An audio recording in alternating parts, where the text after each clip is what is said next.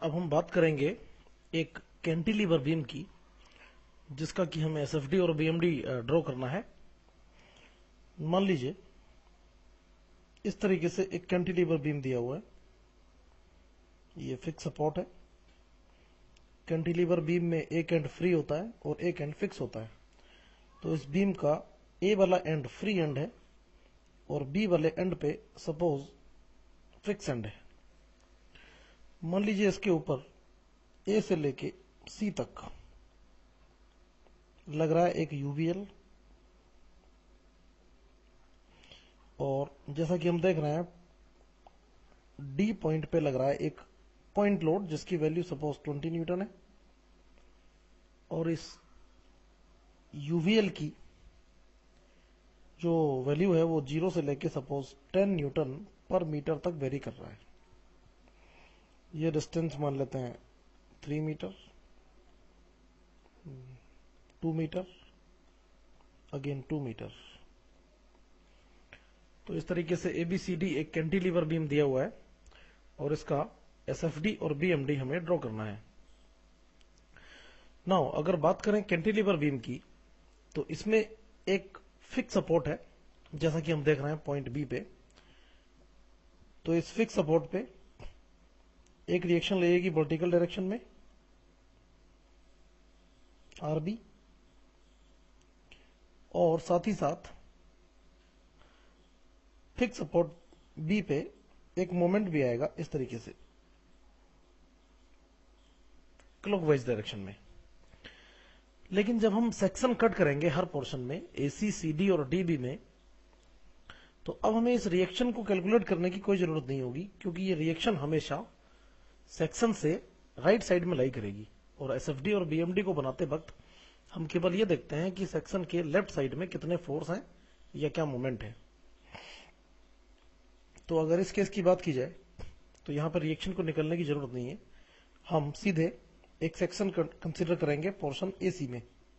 मान लीजिए हमने एक सेक्शन कट किया और उसकी डिस्टेंस एक्स मान ली इस तरीके से। नाउ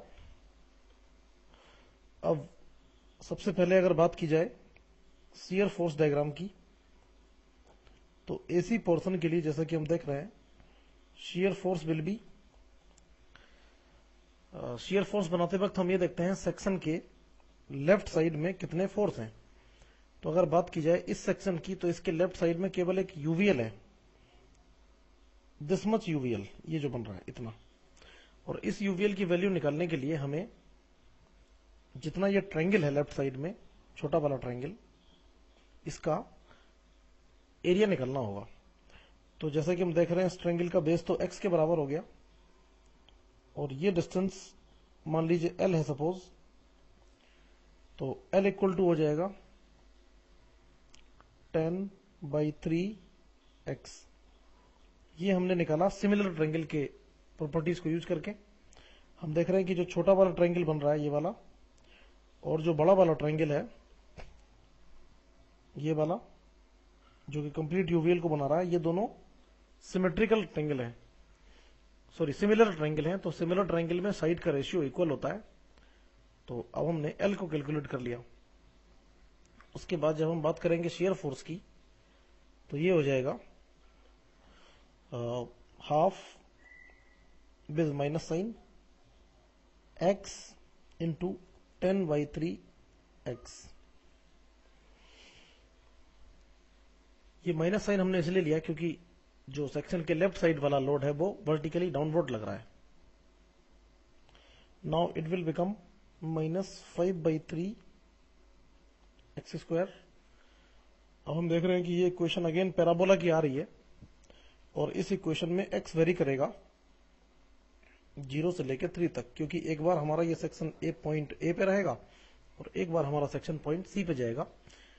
तो हम देख रहे हैं कि x इक्वल टू 0 पे शियर फोर्स 0 रहेगा, और x इक्वल टू जब हम 3 पुट कर देंगे तो शियर फोर्स हो जाएगा -15। तो हमारा जो डायग्राम होगा वो इस तरीके से बनेगा। ये मान लीजिए बीम हो गया, सारे पॉइंट हम शो कर देते हैं। हमें चलना है 0 से लेके -15, तो हम नीचे की डायरेक्शन में एक पॉइंट लगा देते हैं -15 और इन दोनों को इस तरीके से पैराबोला से मिला देते हैं। तो ए से लेके सी तक हमारा एसएफडी कंप्लीट हो गया। अब अगर हम बात करें पोर्शन सीडी की और एक सेक्शन यहां पे कंसीडर किया जाए इस तरीके से और इसकी डिस्टेंस स्टार्टिंग पॉइंट से x मान ली जाए, तो सीडी पोर्शन के लिए हम देखेंगे कि सेक्शन के लेफ्ट साइड में कंप्लीट यूवीएल आ गया हमारा। तो शियर फोर्स हो जाएगा कंप्लीट यूवीएल की value -12 base into height which is -15 और ये इक्वेशन x से इंडिपेंडेंट है, तो पूरे सीडी पोर्शन में -15 के बराबर ही रहेगा शियर फोर्स, इस तरीके से -15। उसके बाद जब हम सेक्शन सपोज डीबी पोर्शन में कट करेंगे यहां पे और इसकी डिस्टेंस मान लेंगे स्टार्टिंग से x, जैसा कि हम मानते हैं, तो डीबी पोर्शन के लिए शियर फोर्स की इक्वेशन हो जाएगी लेफ्ट साइड में एक तो कंप्लीट यूवीएल है जिसकी वैल्यू होगी 1/2 3 इंटू 10 और एक ये पॉइंट लोड होगा, तो ये टोटल वैल्यू हो गई -35 which is also a constant value. तो पूरे डीबी पोर्शन में -35 के बराबर ही रहेगा शियर फोर्स। तो -15 से थोड़ा हमें नीचे चलना होगा, -35 सपोज ये पॉइंट है और पूरे डीबी पोर्शन में -35 के बराबर ही रहेगा शियर फोर्स। इसको यहां से क्लोज कर देंगे, जहां से डायग्राम को स्टार्ट किया जाता है वहां से क्लोज करते हुए चलते हैं और लास्ट में पहुंच के हम फाइनली इसको यहां पे क्लोज कर देंगे। तो ये हमारा बन गया एसएफडी फॉर दिस बीम।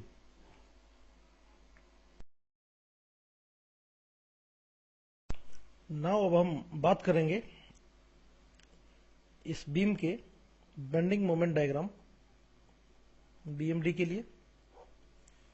तो अगेन करने का तरीका वही रहेगा, हर पोर्शन में एक सेक्शन बनना होगा। सबसे पहले हम बात करेंगे पोर्शन एसी की। एसी पोर्शन में अगर एक सेक्शन कंसीडर किया जाए और उसकी डिस्टेंस स्टार्टिंग पॉइंट से x मान ली जाए, तो बीएमडी बनाते वक्त हम ये देखेंगे कि सेक्शन के लेफ्ट साइड में जो फोर्स हैं उनका इस सेक्शन के अबाउट, जो हमने सेक्शन कंसीडर किया है, इसके अबाउट मोमेंट क्या है। तो जैसा कि हम देख रहे हैं इस बार सेक्शन के लेफ्ट साइड में एक छोटा वाला यूवीएल बन रहा है,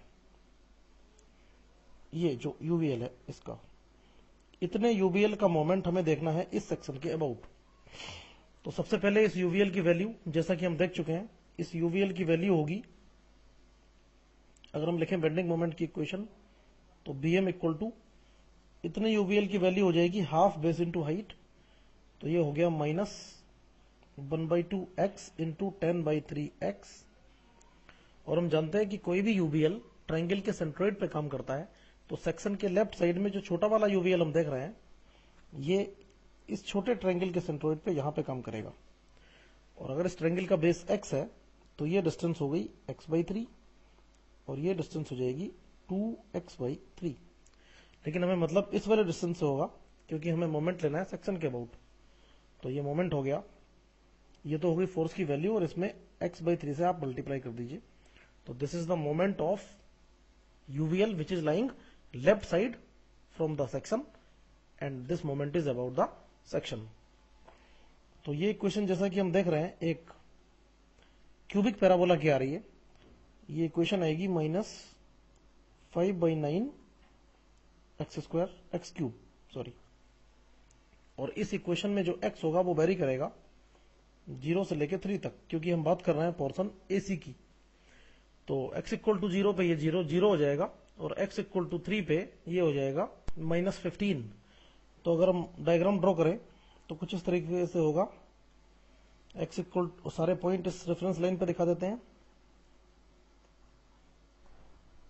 x = 0 पे 0 और x = 3 पे -15। और क्यूबिक पैराबोला का शेप भी पैराबोला के तरीके के होता है, बस उसका कर्व थोड़ा ज्यादा होता है।